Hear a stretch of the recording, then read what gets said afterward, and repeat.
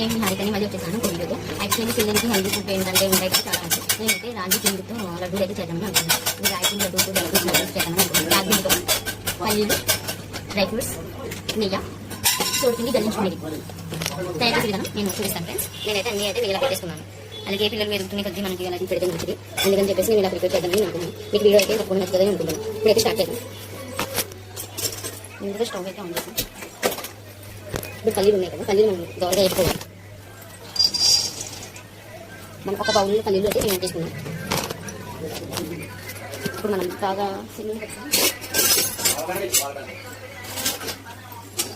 ఇలా దోరగా వేసుకోవాలి. బెల్లం అయితే తాటి బెల్లం కానీ మనం పాత బెల్లం కానీ లేదంటే నార్మల్ బెల్లం కానీ ఏదో తీసుకోవచ్చు. నేనైతే తాటి బెల్లం అయితే తీసుకున్నాను. నేను తాటి బెల్లం అయితే తీసుకున్నాను. దీన్ని బాగా తొందరగా నూరేసుకోవాలి. అండ్ పల్లీలు అయితే అవుతున్నాయి. పక్కనేమో బెల్లం అయితే నేనైతే పాత బెల్లం అయితే తీసుకున్నాను. దాన్ని అయితే నేను పొయ్యిలో పెట్టేసి మనం బెల్లం పాకం కలిగేదాన్ని మనం చేసుకోవాలి.